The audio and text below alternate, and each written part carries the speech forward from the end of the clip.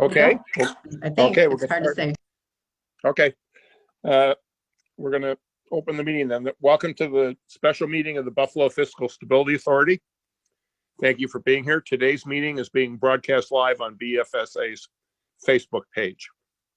The special meeting was called for the sole purpose to review and comment on the City of Buffalo's 2021 through 2024 financial plan. Before we begin, I will request Secretary Arthur to take a roll call of the directors. Is George on?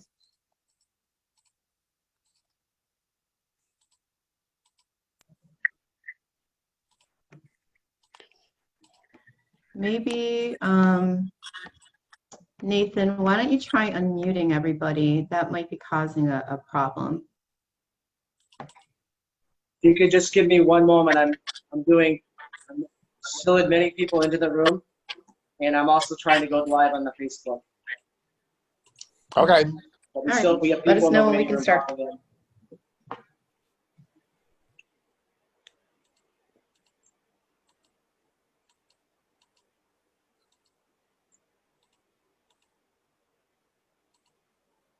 I do not see Secretary Arthur listed unless it's under a phone number that doesn't list his name.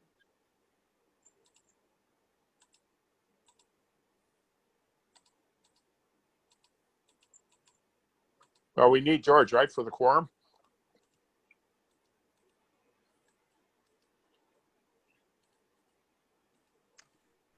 George is expected. He could be one of those phone numbers. Nathan, you probably just need to unmute everybody and we can figure out which one is George. Okay, the feed is now live on Facebook. I am doing that right now. Okay, thank you.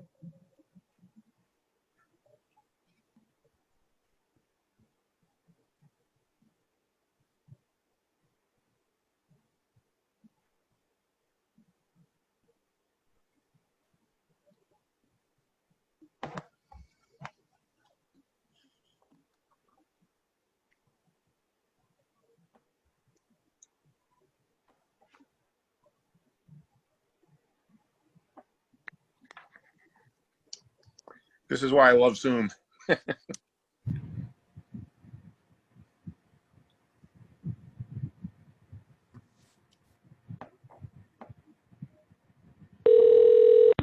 Hello.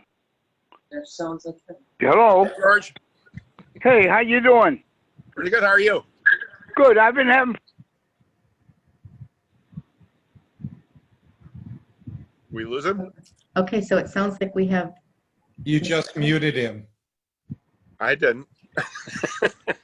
Hello. Hi, George. You're back. I'm back. I've been trying this about the fourth time I tried it. Yeah. You and me Okay. both. I'm not an expert at Zoom, but we might as well get started. No, before we lose Zoom you is again. yeah. So I'll go through it again. Welcome to this special meeting of the Buffalo Fiscal Stability Authority. Thank you for being here. Today's meeting is being broadcast live on the BFSA's Facebook page. This special meeting was called for the sole purpose to review and comment on the City of Buffalo's 2021 through 2024 financial plan. Before we begin, I will request George to take the roll call of the directors. Chairman Olson, Here. Vice Chairman Jerzak,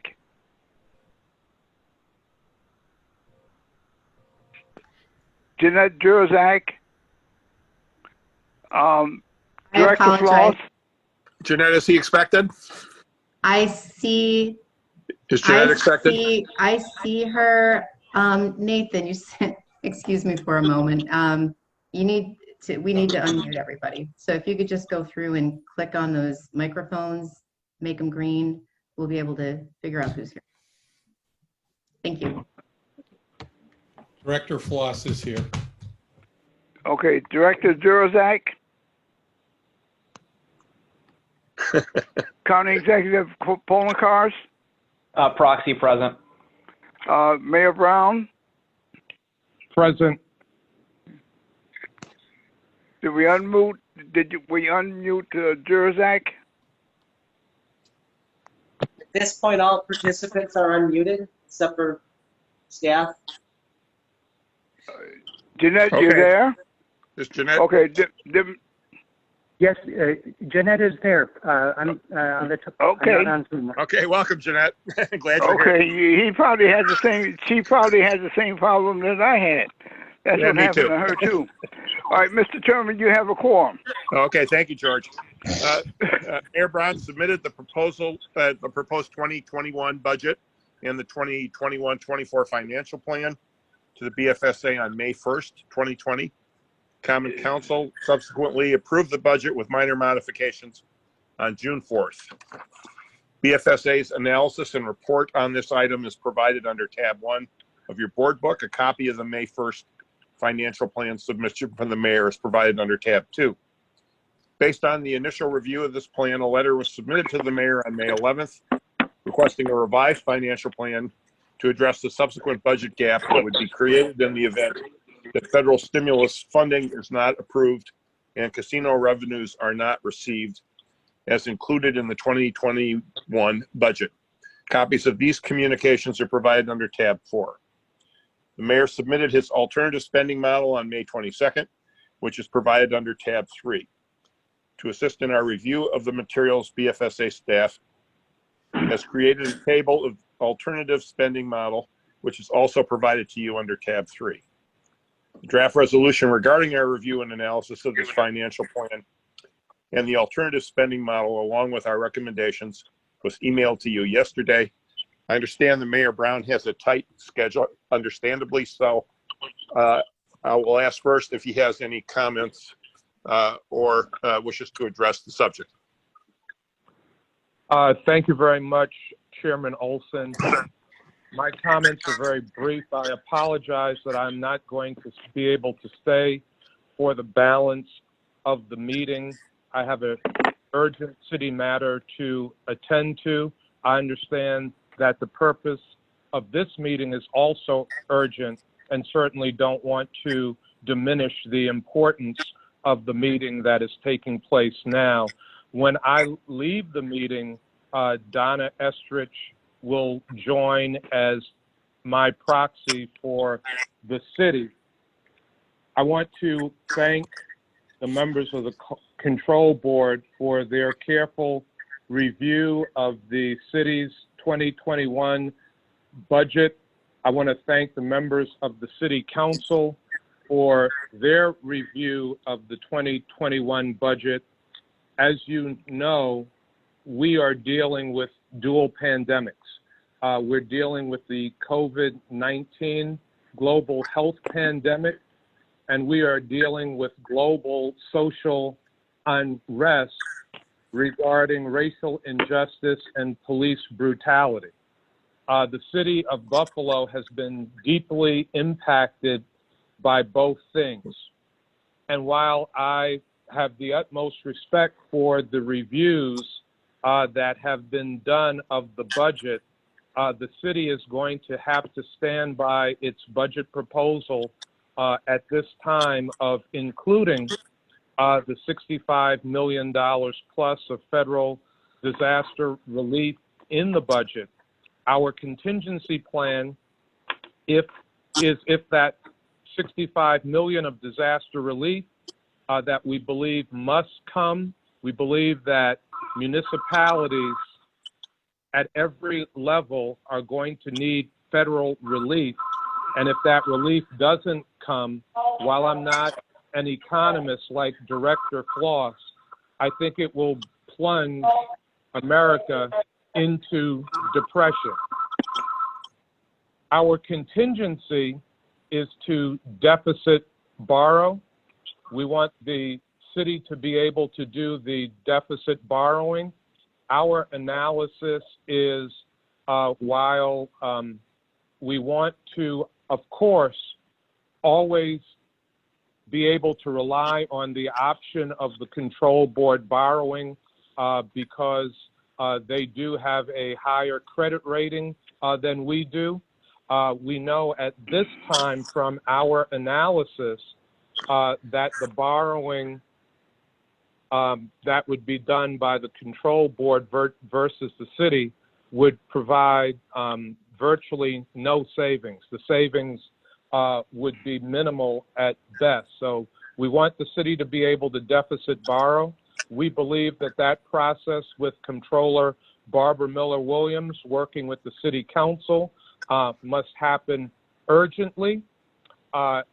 If we are not able to borrow the full amount that we need, and we believe that we will, but if we are not, then there would be massive layoffs in the city of Buffalo that would render the city unable to effectively function. We do not want that to happen. I have been insistent on not cutting city services that people are relying on now during this dual global pandemic that we are facing. I have not wanted to lay off any city workers because they are the people that will help inject resources, spending into the economy as we reopen the New York State and the American economy. Again, I want to thank every single member of the control board for your review, for your work. I want to thank the members of the council. This is a difficult time for all of us, but as mayor of the city of Buffalo, I have to fight with all my heart and all my passion for the people of this city. And this is the plan that we believe is the best plan at this time for the future of Buffalo, for each and every resident, and for the delivery of needed services to the Buffalo community. With that, I'm going to thank you all for giving me the time to say a few words. I want to thank you, Mr. Chairman, for allowing me to open this meeting with these comments and then go to attend to another matter. Mr. Mayor, Absolutely. Mr. Mayor. Let me say first, Mayor, that we certainly appreciate your efforts and share your concerns about the necessity for federal support, and are very anxious to work closely with you, the Comptroller, and the City Council to preserve essential city services and allow Buffalo to recover through these very difficult challenges. Very much appreciate your input. Mr. Chairman, Thank just you, before Mr. the mayor Chairman. leaves. Yes, go ahead. Yes, Board Member Arthur. I would think that in the interest on this particular resolution that you, Nordana, should excuse yourself. The city should be excused from voting on this. I think it should be full participation, but I don't think that you or as an ex officio and as the mayor should vote on this resolution. Well, Mr. Arthur, Board Member Arthur, out of my deep respect for you, if you are recommending that I abstain and that Commissioner Estrich, as a proxy for me, abstain, we're certainly willing to take that position. You know, you very good. But I do think we have a quorum. We have 5 votes, enough to pass what needs to go. And the reason I say that is that it is coming to you. It is coming to you, and it would be a thing that we don't want anyone to raise any red flags or anything else to prevent this from going forward. And I think that in the best interest that if both of you excuse yourself, from voting on this, it would be in the long run, it would be the best interest of all parties. Well, at your recommendation, Board Member Arthur, we will recuse ourselves from voting. I will recuse myself, and I will ask Commissioner Estrich to recuse herself as well. Well, let me just say, I got a few more recommendations I'd like for you to approve. Well, if ahead, I may call you offline, Board Member Arthur, I would love to hear your recommendation. I'm just joking with you, Mr. Mayor. Yes, very good. You have a good day and keep up the good work. Thank you, sir. Thank you all very much. Thank you, Mayor, very much. Bye-bye. Bye-bye. Okay, Donna's joined us. We have Donna online. We do have Donna on the line, yes. Okay, good. Then we'll proceed. Jeanette and Bryce will review these items with us now. Jeanette, would you please Hello. begin? Hello? Yes, hi, George. You back? Okay. Yeah, I got cut off for a second. Okay. Jeanette and Bryce are going to review these items with us. So, Jeanette? Thank you. I am going to share my screen. Before I do, Nathan, I got a note that there might be a problem with the Facebook streaming. So if you want to check that out while we start going through our presentation, I would appreciate that. Thank you.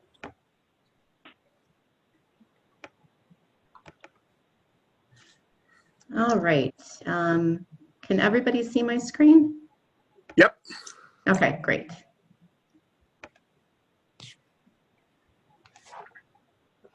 Okay, great. So good morning. And before I begin, I just wanted to express my gratitude to the mayor's office, all of his staff, and particularly the Commissioner of Finance and Administration, Donna Estrick, who has worked tremendously with us over the past, feels like it's longer than 6 weeks, to not only understand the key underlying assumptions, but also kind of working through an alternative spending model and obtaining a better, clearer understanding of what it would look like moving forward under the circumstances. And I also would like to thank our staff for all their hard work over the past few months while we've been working in a less than ideal environment, as we all are, and particularly Bryce Link for his work on this report.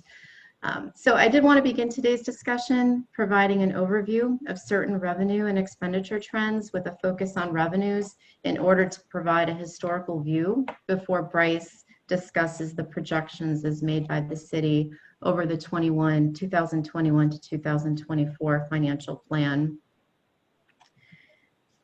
First is a summary of the actual operating results for the last 10 years. The revenue average over the 10-year period was $458.3 million. Revenues increased $32 million, or just over 7% from 2010 to 2019. Typically, we tend to focus on the more current average, a 3 to 5 year range, as the passage of time can skew the percentages and the trends a little bit. But it's important to note that revenues have largely been pretty stable over this time period, with the 3-year average, the most recent 3-year average, at $460 million. This isn't a surprise, as a significant portion of the city's budget comes from state aid, real property taxes, and sales taxes. There's a few slides to show the trends on those 3 items coming up. Revenue as adjusted for inflation from 2010 to 2019 would be $523 million. And again, the slides on the next 3 big categories of revenue will explain that further. Total expenditures have increased over this period by $45 million, or 11%. Adjusted for inflation, the expenditures from 2010 to 2019 would be $489 million, which demonstrates the city's ability to manage their costs effectively over the last 10-year period, more than effectively, as their expenditures are under what the inflationary increase would have brought it to. The more recent 3-year average is $464 million of expenditures spent annually. Over the last 10-year period, the city has used $46 million of fund balance cumulatively, with $56.5 million being used in the last 3 years, and total fund balance at the beginning of the current fiscal year was $92.9 million. The next slide focuses on revenues as compared to budget, and it includes cumulative total revenues, meaning both operating as well as transfers in. Over the last 8 years, total actual revenues were less than estimated by 20 million, and that's a cumulative 8-year total. But over the last 3 years, the difference is larger at 55.5 million, and that was the main contributor to the use of fund balance over the last 3 years. More recently, over the last 5 years, on average, the 3 revenue categories of real property taxes, sales tax, and state aim has equaled 79% of the budget and 81% of actual revenues. So those came in pretty close to budget. So just roughly 80% of the budget consists of three buckets of revenue. The first being the real property tax levy. So over the last several years, the property tax levy averaged between 28 and 29% of total budgeted revenues. It was as high as 32% of total estimated revenues back in the earlier years from 2009-10 to 2011-12. Property taxes overall have been held relatively flat over this time period. The 2019-20 amount of 147.9 million represents the levy as included in the budget that was adopted by Council on June 4th. Adjusted for inflation, the tax levy from 2009-10 would be equivalent to 167 million today. The decision to keep taxes relatively flat resulted in increased reliance, of course, on other sources of revenue. New York State aid and incentives to municipality, the significant takeaway on this slide is the red line, which is total state aim or aid and incentives to municipalities. It's been flat over the last 7-year period and actually has decreased since 2008, 2009. Adjusted for inflation, this amount would be equivalent to 198 million now. So it really demonstrates not just the point in time impact that the holding the line flat over the years has meant for the city of Buffalo, but there's also the incremental increase year to year that the city is now receiving. State aim is the single largest source of funding for the city's budget, and it's important to note that while it's been held flat in 2011, the state imposed the real property tax cap, further limiting the municipalities' ability to react to a flat state aid provision. Prior to the recession of 2007-2008, it's not shown on this slide, but I took a look at some of the numbers. Annual aim increases ranged widely from 3% to 15% a year. And then after the recession, as you can see, it was held flat. The blue line is total state aid. That would include casino revenue, spin-up state aim, and special aim. Most significantly, that is what contributed to the blip that we see in 2012-13.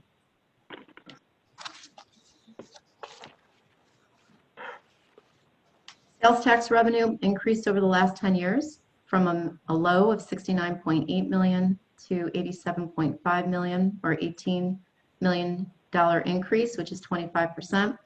Adjusted for inflation from this time period, starting with 2009, sales tax revenue would be 81.8 million. The difference is attributed to the overall economic growth in our area. Sales tax is equal to 16 to 17% of both budgeted and actual revenues over the last 5 years. Here's just a quick snapshot of general fund expenditures compared to the final budget. Expenditures over the last 10 years have grown by 24.4 million, or 5%, which is again significantly under inflation. The inflationary increase from 10-11 would be 466 million. I'm looking at this wrong. The inflationary increase from 466 million in 2010-11 would be 530 million in 2018-19. So again, substantially under the inflationary rate.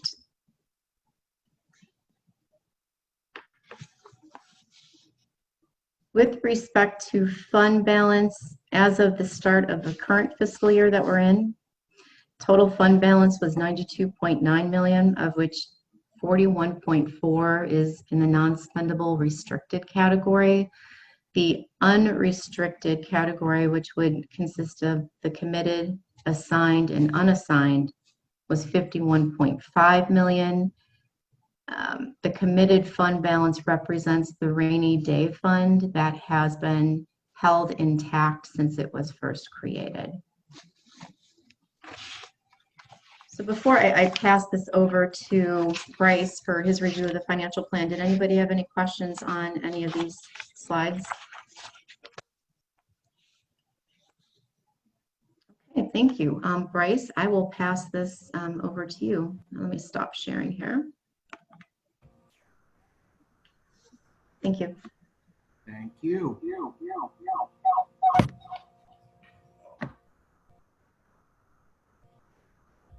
All right, good afternoon. Thank you for giving me the opportunity to address the board today.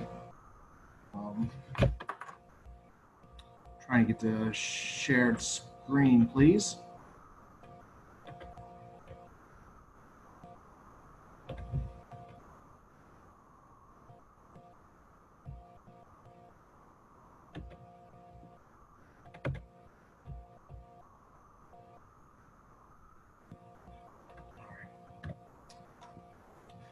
So the city prepared a budget and financial plan that does not project deficits over the 4 years. The proposed 2021 budget totals $519.6 million and decreases by $2 million to $517.6 million in 21-22.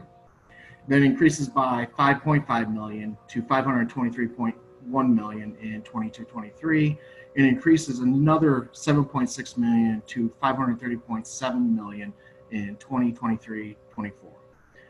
Over the 4 years, the financial plan totals $2.1 billion. The next slide includes the 2019-20 adopted and projected year-end amounts for 2019-20.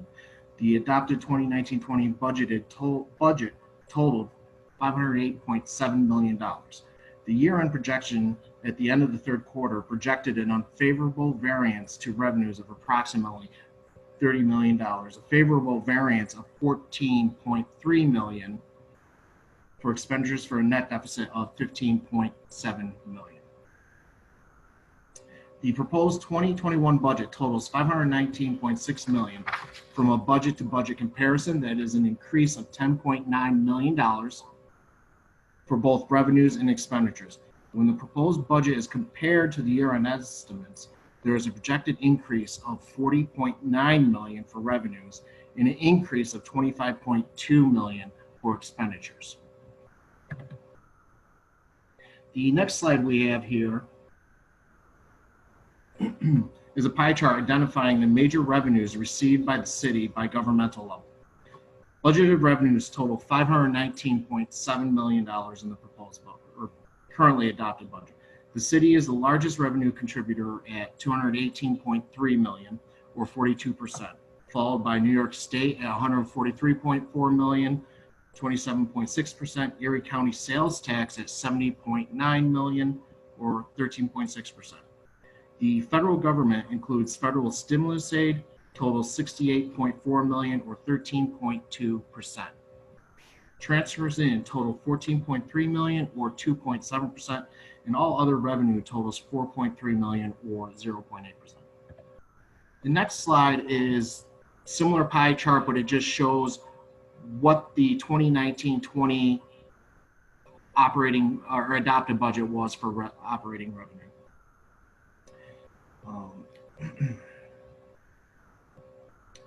The most significant changes year to year are within the New York State contribution and the federal government amounts. New York State revenue is reduced by 10% from 100 to 191.7 million down to 143.4 million in 2021. And that's largely attributed to the reduction in New York State aid. The federal government amount increases from 4 million in 2019-20 to 68.4 million in 2021.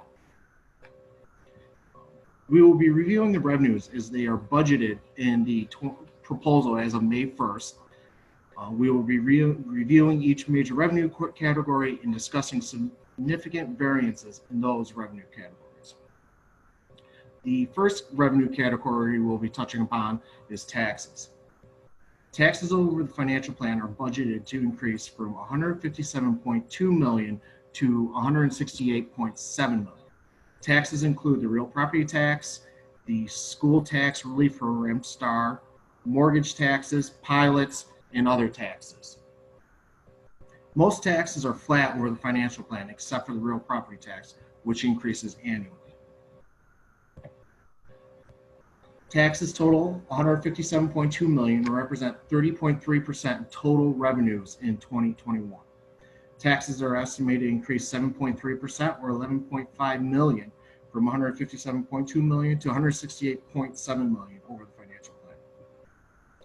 This increase is attributed to the real property tax. The city completed their full reassessment in 2018, and the revised assessments are effective in the 2021 budget. The city is currently utilizing 57.5% of available taxing levy of 140, which totals 147.9 million. Approximately 109.2 million, or 42.8% of the levy, is available. Real property taxes are budgeted at 140 million in 2021 and are budgeted increased by 5.6 million, or 4%, to 145.6 million in 21-22, followed by an increase of 2.9 million, or 2%, to 148.5 million in 22-23, and an increase of 3 million, or 2%, to 151.5 in 23-24.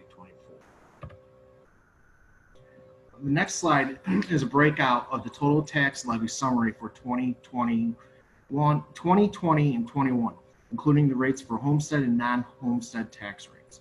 The tax levy is 147.865 million. Slight variance is noted due to rounding. Of that amount, the city maintains 77 million and transfers 70.8 million to the district. The homestead rate is $9.99 per 1,000 of assessed property, and the non-homestead rate is $16.75 per $1,000 of assessed property. Total property taxes attributed to homestead total 72.6 million, and the non-homestead portion totals 75.2 million. Moving on to intergovernmental revenues, which include the New York State Aid and Incentive to Municipalities, AIM, sales tax, the Tribal State Compact Casino revenue, federal stimulus, FEMA reimbursement, and several other intergovernmental revenues. Per the proposed financial plan, state aim was budgeted at 129 million in 2021, increases to 139 million in 21-22, then increases to 149 million in 22-23, and 161.3 million in 23-24. And just as a reference, 161.3 million is the current amount provided by the state and has been provided at that level since 2012.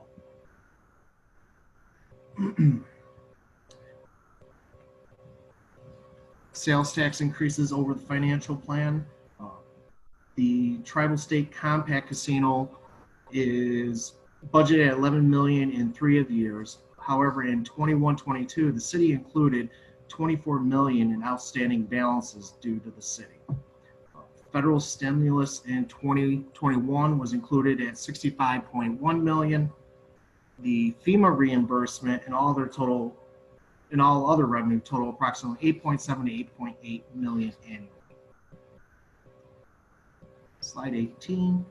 Intergovernmental revenues total 284.3 million in fiscal year 21 and decrease to 275 million in fiscal year 24, a decrease of 9.3 million or 3.3%.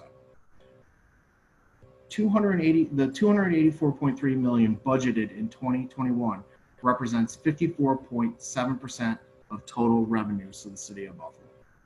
Intergovernmental revenues decreased by 11.3 million or 4% in 2021, 21-22, and is further reduced by 12.2 million in 22-23 to 260.8 million. Revenues are then budgeted to increase by 14.2 million or 5.4% to 275 million in 23-24. Federal stimulus. The city included 65.1 million federal stimulus aid in 2021 and represents a non-reoccurring revenue. The HEROES Act was passed by the U.S. House of Representatives. However, the U.S. Senate has not taken up the legislation at this time. It's unknown if the legislation will be passed or the amount to be provided to the city of Buffalo. Federal stimulus amounts of 65.1 million reflects the assumed reduction of 32.3 million in state aid, AIM, 19.5 million sales tax, and a remaining amount of 13.3 million. The tribal state compact casino revenue, the city included 68 million in total of casino revenue over the financial plan. This amount increases from 11 million in 2021 to 35 million in 21-22. And then that amount is reduced back to 11 million in years 3 and 4 of the financial plan. The 35 million in year 21-22 represents the estimated cumulative outstanding balance of 24 million from previous years. Continuation of payments is unknown at this time. Moving on to sales tax, it is estimated at 70.4 million in fiscal year 2021 and increases by 23.4 million or 33% to 93.8 million in year 23-24. It is unknown when or if sales tax collections will resume to pre-pandemic levels in the near term. It is reduced by 19.4 million or 21.6% between 1920 and 2021 due to COVID-19 pandemic. It is estimated to rebound in 21-22 and increase by almost $20 million approximately to 90.2 million. This is an increase. Then there's an increase of 2% to 92 million in 22-23 and an additional 1.8 million or 2% in fiscal year 23-24 for 93.8 million. Moving on to fines. Fines over the financial plan total 16.5 million in 2021. An increase to 19.6 million in 23-24. Fines include parking tags, fines and penalties, traffic violation fines, school zone cameras, the new school bus arm cameras, court fines, and various other fines. As I mentioned, fines total 16.5 million or 3.2% of 2021 budgeted revenues. Fines increased by 3.1 million or 18.9% over the financial plan. School zone camera violations are budgeted at 2.3 million year one and increased to 5.1 million over the remaining 3 years of the financial plan. A new school bus camera program is being implemented with 2.5 million budgeted annually. And this amount is included in traffic violations. Moving on to miscellaneous revenue. Miscellaneous revenues is really a catch-all for various revenues that the city brings in. Significant revenue lines include, this report include grant reimbursement, sale of capital assets, and settlement of legal claims.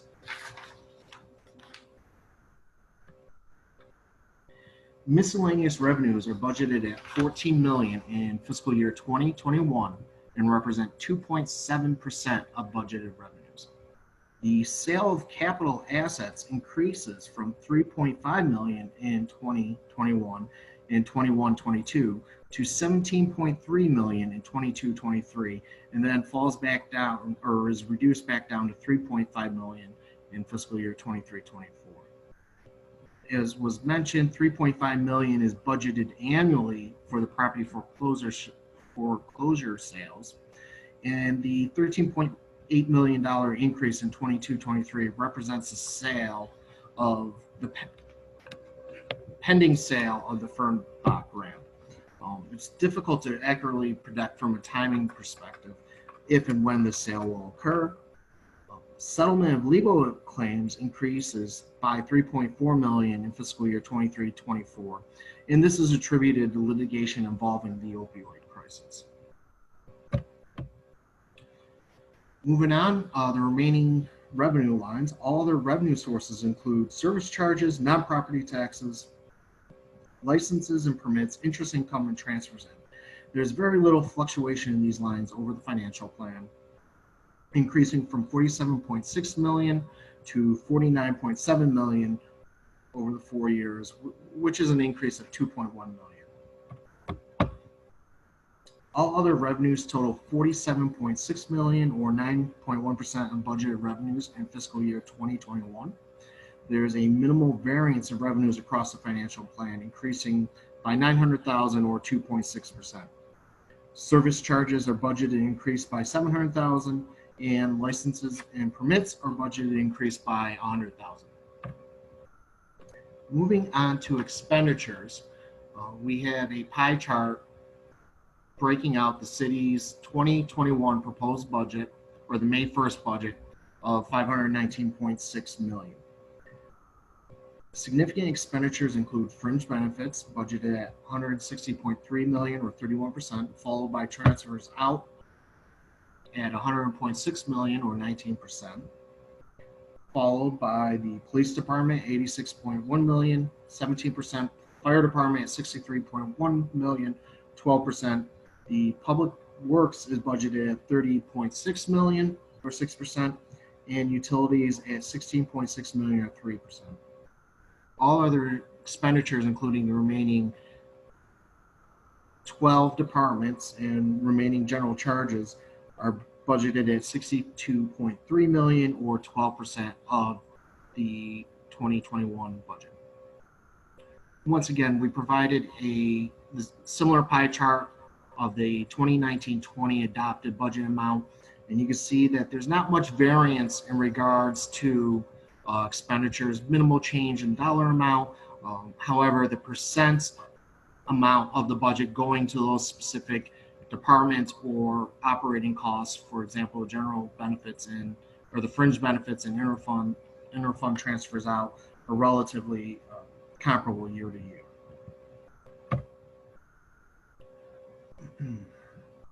Slide 30 here is the 4-year financial plan for total expenditures, broken out by department level, general charges, and inter transfers out. We identified 3 of the largest departments over the 4 years of the financial plan, and then all other departments. Over there, total expenditures by departmental and general charges over the 4 years of the financial plan increased from $519.6 million in fiscal 2021 to $530.8 million in fiscal year 23-24. Departmental costs increased $9.4 million, or 4%, from $237.5 million in 2021 to $246.9 million in the 4th year of the financial plan. Those costs, departmental costs, are really related to personnel costs. These are the individuals providing services to the city residents. General charges increased by $2.2 million over the financial plan, or 1.2%, from $181.5 million to $183.7 million. Under general charges, fringe benefits is the most significant expenditure and increases from $154.3 million to $157.1 million over the financial plan. Health insurance is increasing approximately $7.6 million over the financial plan. Pension contributions are increasing $2.5 million. The salary adjustment line for negotiating contracts is decreasing by approximately $3 million. The city also included a freeze adjustment line in the 3 out years of the financial plan, valued at $6 million.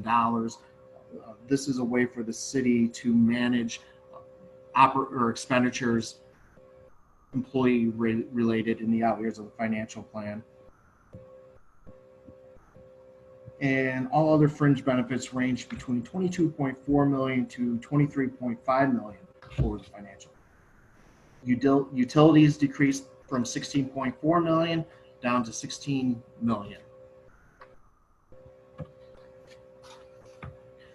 General fund expenditures are budgeted to increase from 500 year to year. General fund expenditures are budgeted to increase from 508.7 million to 519.6 million. This represents an increase of 10.9 million or 2.1%. Total departmental spending of 237.5 million. This includes projected amounts for step and wage increases. Estimated amounts included for future labor contract settlements or budgeted in fringe benefits, as was previously mentioned.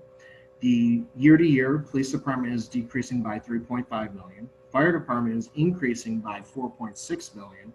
Public works is decreasing by approximately 500,000.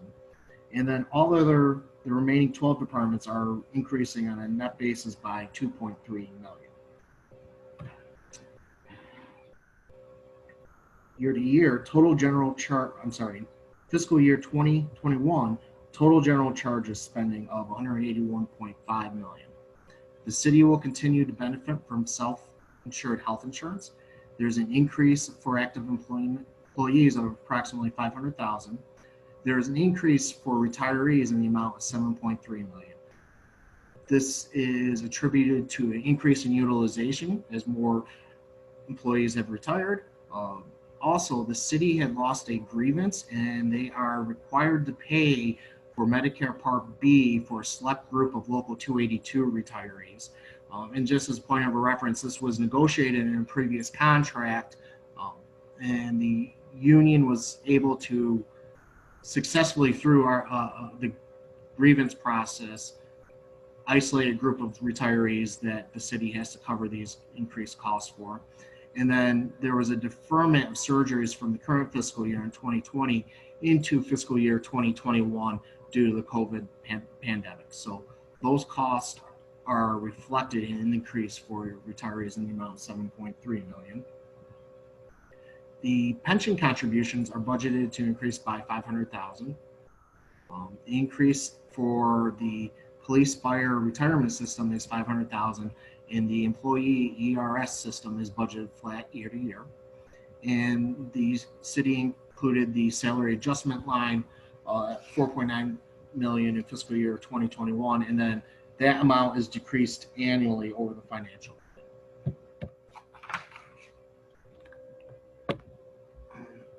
Utilities are on a year-to-year basis are projected to decrease by $500,000. Debt service is expected to increase by 200,000. Transfers out are increasing by 400,000. The increase of 400,000 is for the principal and interest on outstanding debt. This year, there is no planned transfer to the solid waste and recycling enterprise fund.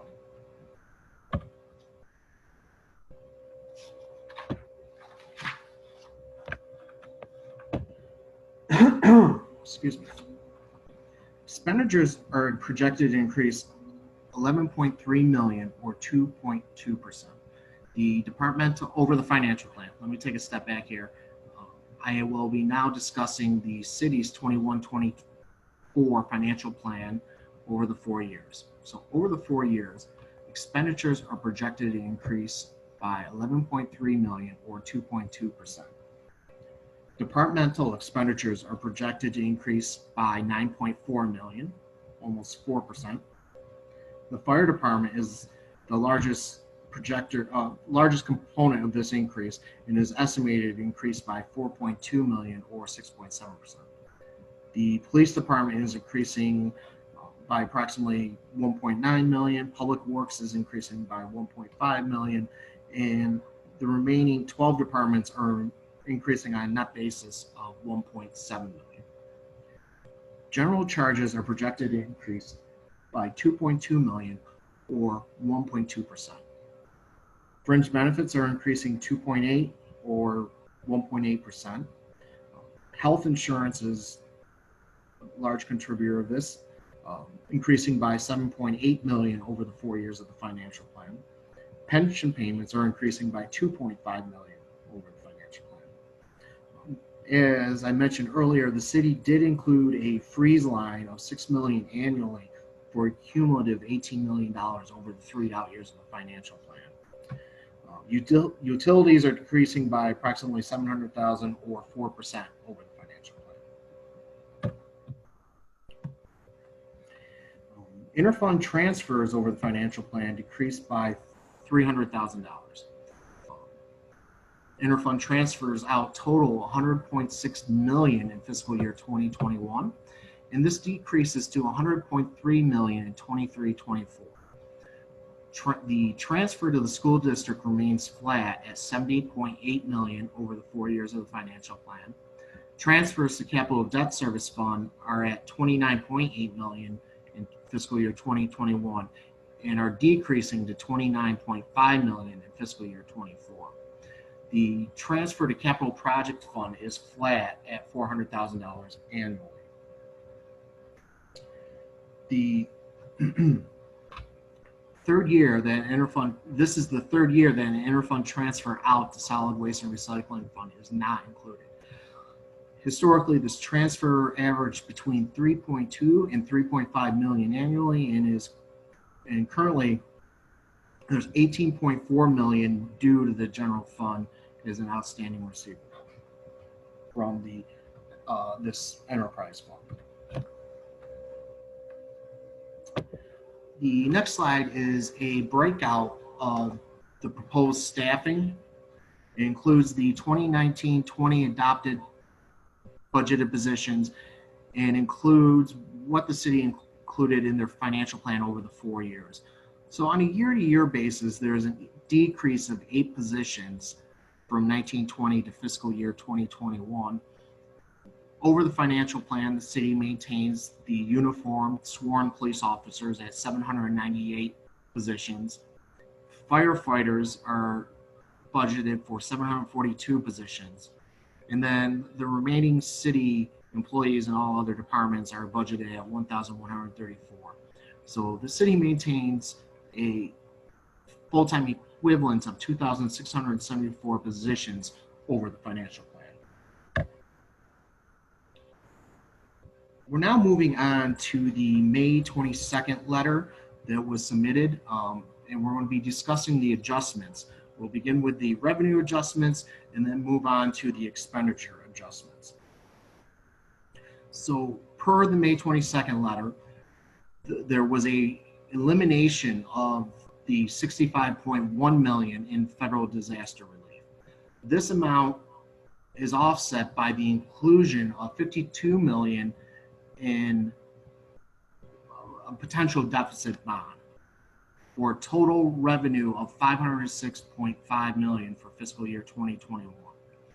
Now, over the 3 years, the 3 out years, the city did adjust their state aid line by $10 million in year 2 and then $20 million in years 2 and 3.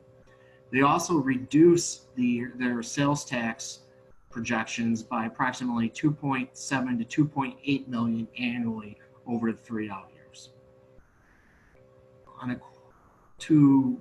Moving down to fines, you'll see that the city increased fines for the school zone cameras by 2.8 million in fiscal years 2, 3, and 4. So now the total revenues over the 4 years go from $506.5 million in fiscal year 21 up to $510.7 million in fiscal year 24. The following are the expenditure adjustments per the May 22nd letter. These adjustments primarily on the departmental side, and then we'll have a slide showing the general charge adjustments. Over the 4 years of the financial plan, the city reduces non-essential overtime by $4 million annually. In addition, by closing one firehouse, they estimate a reduction in costs or reduction in expenditures of $2.3 million annually. The city proposed a reduction of $2 million annually for the cultural contributions. and then departmental reductions annually. So in fiscal year 2021, departmental reductions total $4 million. They increased to $16 million in fiscal year 21-22, down to $9.5 million in fiscal year 23-24, then back up to $16 million in fiscal year 23-24.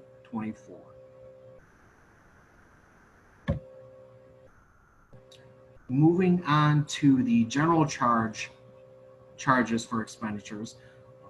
The May 22nd letter included increased costs for the deficit ban for 2019-20. That would be an increase of $225,000 in fiscal year 2021, and then an increase of $15.2 million in fiscal year 21-22. So that represents the city closing the current year's year-end estimated deficit. They also, in preparation of potentially issuing a deficit bond for the 2021 fiscal year, they increased costs in the 3 out years. Beginning with fiscal year 21-22, that amount is approximately $868,000, increasing to $6.3 million in fiscal year 23 and 24. These increased costs are offset by a reduction in miscellaneous expenses in the 3 out years by approximately $745,000 in 21-22, $2.3 million in fiscal year 22-23, and $1.1 million in fiscal year 23-24. Each year of the financial plan, there's a reduction of $1 million for the capital outlay.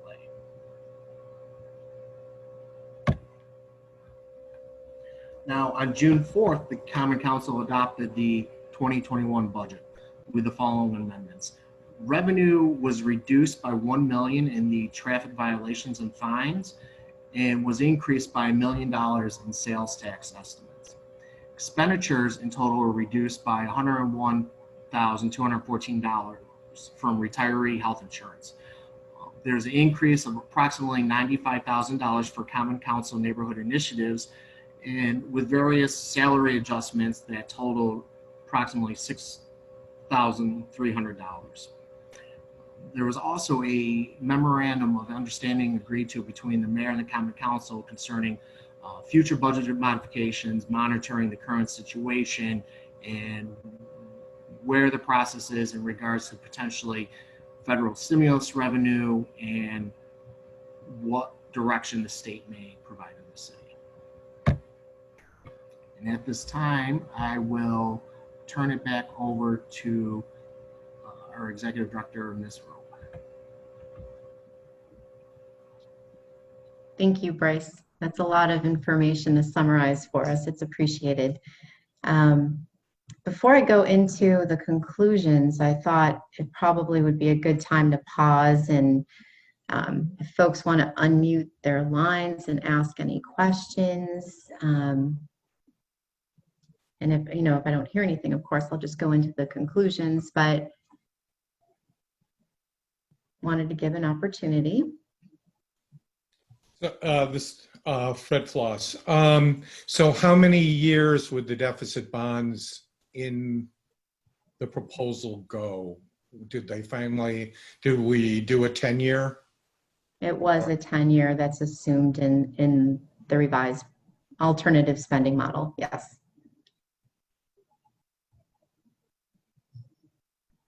And that's predicated on the city obtaining special state legislation to permit deficit bonding.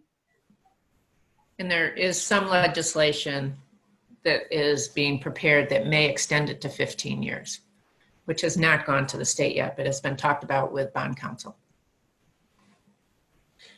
Donna, do you know whether or not that's being coordinated with the other big five? Is this going to be a group effort? Yes, we've been talking about it. And through the bond councils, then we all have similar bond council ideas.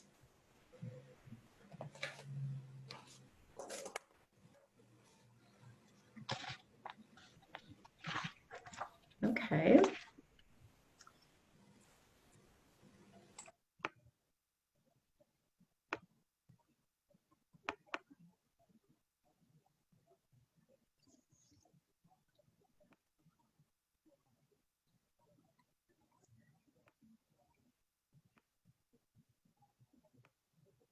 There we go. So the following comments regarding our recommendations on the City of Buffalo's 2021 to 2024 financial plan mirror the written recommendations in the draft resolution, which you received a revised version this morning, or it might even been this afternoon. If you didn't receive that, please leave you can either ask for it or leave a comment, and we'll get it to you before absolutely before the vote is taken. So for those who want to follow the resolution, it begins, my comments begin with the second resolve clause on page 3, which is the first recommendation is that the mayor and the council consider submitting a financial plan and budget modification to BFSA no later than June 24th. This is based upon consideration of the mayor's May 22nd letter, the BFSA's report, and the following recommendations that I'll start going through on the next slide. Furthermore, BFSA finds that the revised plan and budget as adopted on June 4th are incomplete and not compliant with the BFSA Act, and that they fail to contain projections of revenues that are based on reasonable and appropriate assumptions and methods of estimation and are not balanced.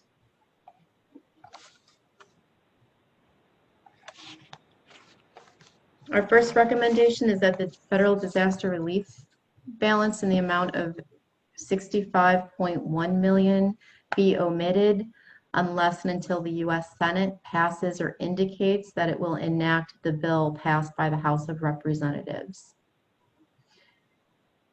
Point number 2 is, although there is an arbitration award in favor of the state, the Seneca Nation has not yet made payment and the state has not yet acted to enforce payment. We recommend that the revenue estimate of $11 million be omitted from the fiscal year 2021 budget. Further budget modification would be necessary to determine how to fill the resulting $11 million budget gap. It could include an increase in property taxes. It also, our resolution notes that an increase in property taxes would reduce the adverse impact in future years on budget gaps and the provision of essential services, as that is a presumably a cumulative impact over time.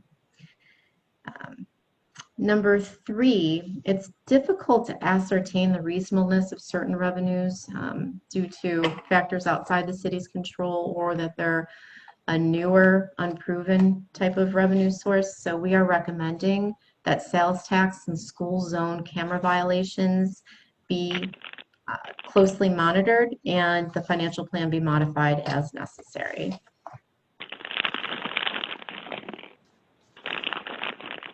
The alternative spending model proposes that the city issue $15 million in deficit notes for the current fiscal year ending June 30th, 2020. BFSA recommends consultation with city officials on this matter and is available to assist. Such consultation actually has occurred with the BFSA estimate having been distributed to city officials earlier today, noting a small 15 basis point advantage for a direct placement by BFSA as opposed to the City of Buffalo. The next point involves the alternative spending model and the deficit bonds that are included within the alternative spending model. The approach that the city has indicated they would like to take is pursuant to local finance law section 10.10, obtain a special act of the state legislature that would allow for deficit borrowing. Over 10 years, as we previously indicated, there is some discussion about a 15 years extension to 15 years that Commissioner Estrick mentioned before. As of the last meeting I was on for that, there had not been a sponsor of that 15-year type of extension. That could have changed since then, but that was last week. BFSA recommends consultation among city officials to determine what the most advantageous approach would be for the city as it pertains to bonding out over the long term for deficit financing.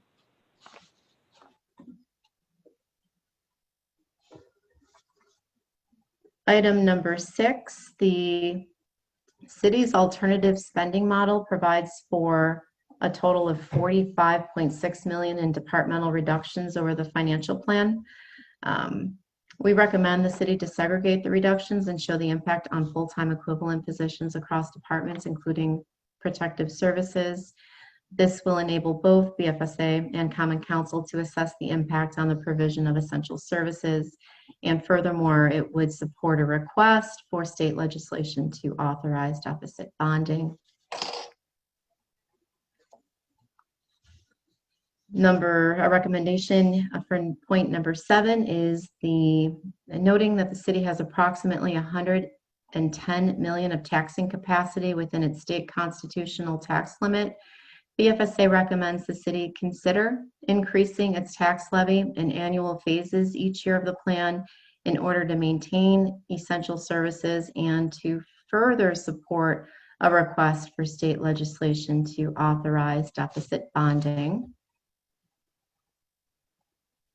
And our final resolve clause is that BFSA stands ready to exert every effort to assist the city and its covered organizations to mitigate this severe financial impact of the epidemic and to maintain essential services for the people of the city of Buffalo. I just wanted to wrap up my comments and recommendations with the discussion and the comment that we're here to work collaboratively with the city in addressing these issues that are facing the city right now. So that mirrors the resolution that you have all seen, and I will move back the discussion at this point to Nils if you want to see if there's any questions, comments, discussion.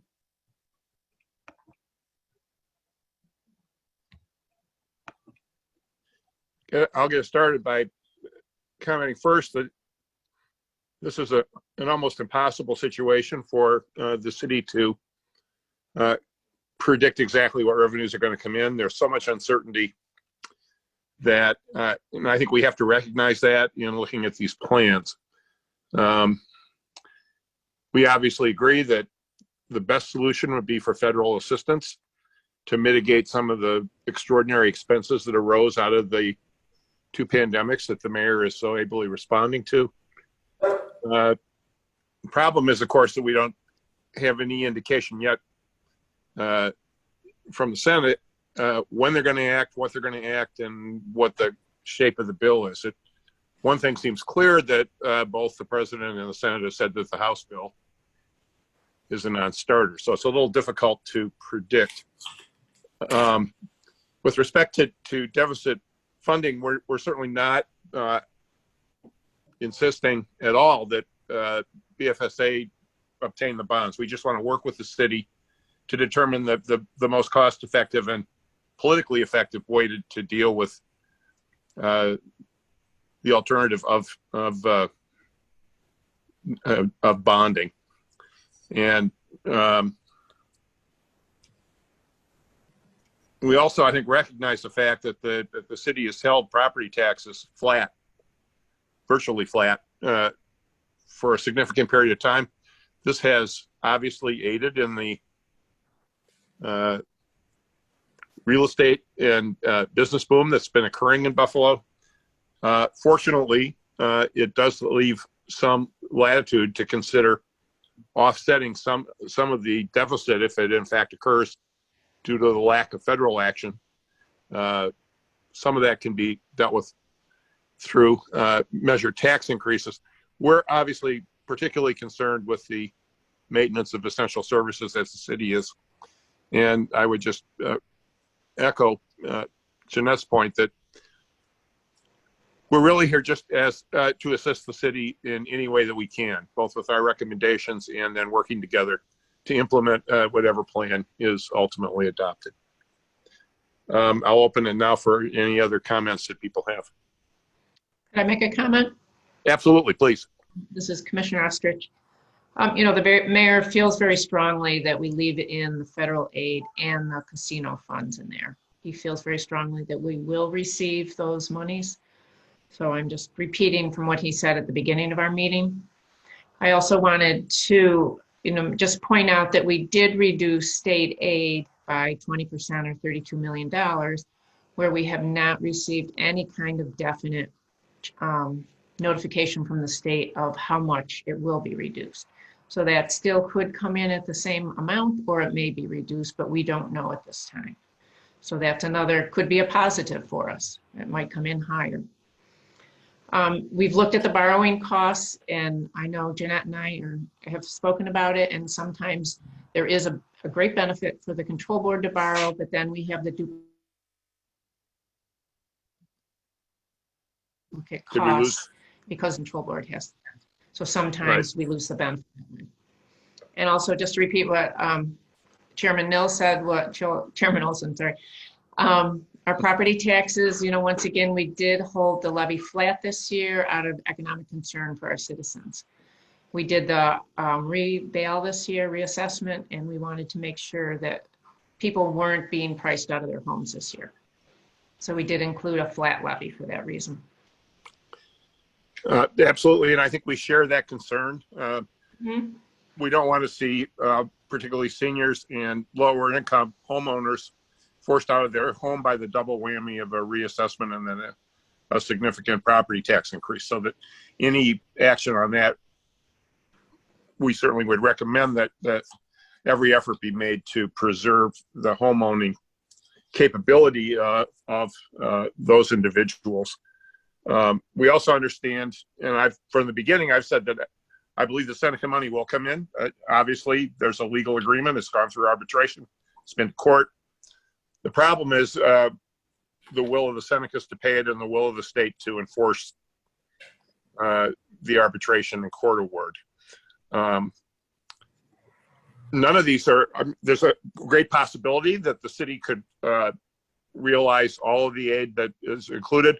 There's also, unfortunately, the possibility that it will be deferred or not arrive at all. So we just want to come up with alternatives to deal with the uncertainty. And we certainly do not want to be imposing our will with respect to, couldn't anyway, but we recognize the importance of working with the city and the controller on the bonding issues.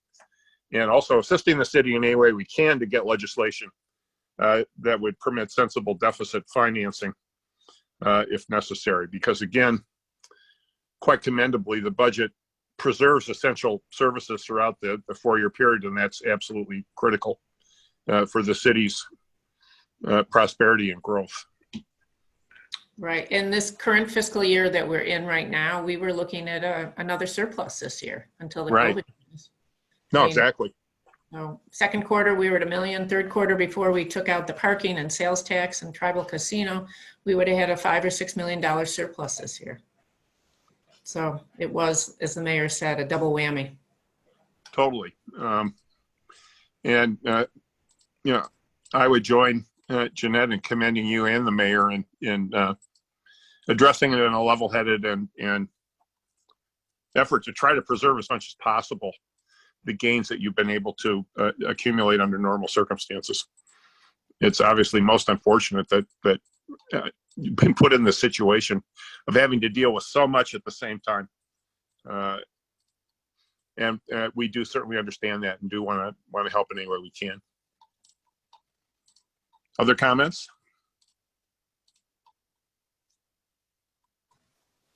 Yeah, this is Director Floss. I think that a couple of things is, one, I think we should just keep in mind that when the control board was started, it was because we were up against our constitutional taxing limit.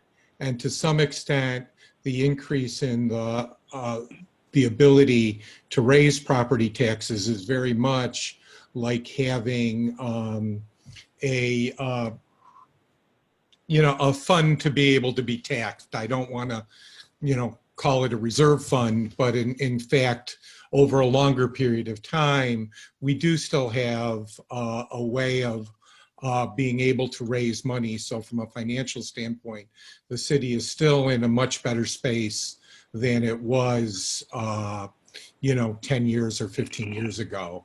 And so I don't think that there's any real reason to overreact to all of these double whammies that we're getting at this point, that we have to be able to come and sit down and think about a way of doing it in a rational way that expands these costs, I think, over a number of years. So I think that the deficit borrowing of 10 to 15 years is very much appropriate because it does allow us to spread the costs out. And one of the things that I think is important is as we look at the contingency cuts is if you get rid of a cultural, if you get rid of a fire department house, if you get rid of programs in the schools, they don't come back. So that we have to be very careful about what we cut if we want to have a place where Buffalo is going to be a good place to live. Culturals are part of that. So from an accounting standpoint, it's easy to write on a piece of paper, say, take $1 million out of culturals or take $1 million out of the fire department. But I think sometimes we forget that those are cuts in real services to real people. And we have to be careful as we think through all of these, because sometimes in our discussions here, it's easy for us to lose sight of that because we're trying to balance everything. And then I want to echo Chairman Olson's important comment of making sure that if we do look at property taxes in the future, that we put it together a program that takes into account our senior citizens and their fixed income and their ability to pay for property tax increases, even if they are small. And the same is true for those in lower income. So I think we need to start to think about how a program like that would look like, as opposed to just saying we're going to do a property tax increase across the board.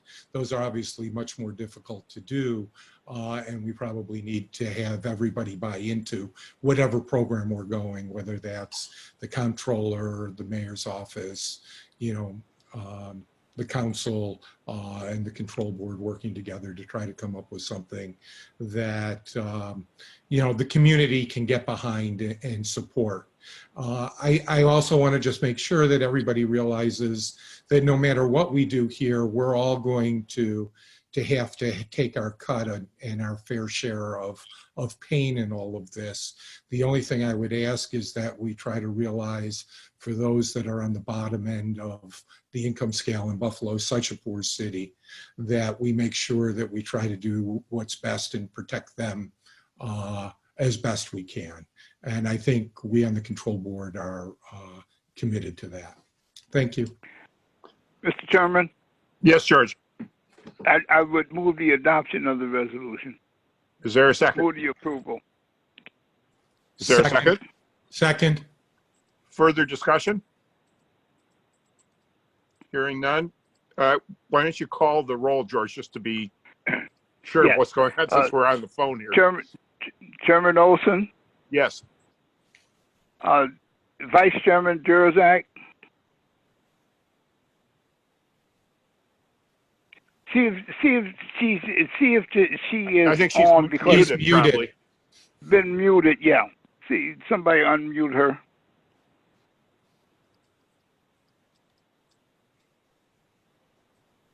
Jeanette?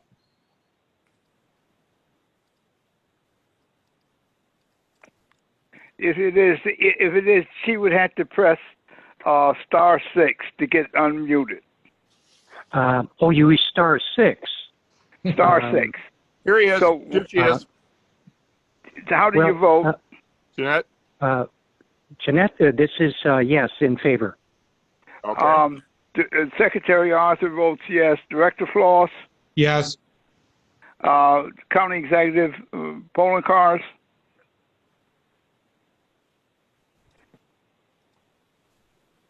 Could we see if he's unmuted to unmute the county executive? Sorry there. I spoke to the county executive shortly before the meeting began, and he has asked me to abstain until he's had a chance to personally review the revised resolution. Would you get hold to him, because we need his vote now? I understand he's currently off-site out of the Rath building. I don't know if we can reschedule for the actual vote for a brief meeting tomorrow, but he's asked me to abstain for today. Okay. Well, this is obviously the problem we have from the failure to fill our. To fill the vacancies. Yes. Because the thing is that we couldn't call, Mayor Brown or his designee could vote, but there's a question on that. Yeah, I apologize, but that's the update I have for you. Yeah, it is what it is. Okay. Okay. I think it's absolutely critical that we act on this. So is there the possibility of a brief meeting tomorrow to finally resolve this? Well, are people available? Could we do a?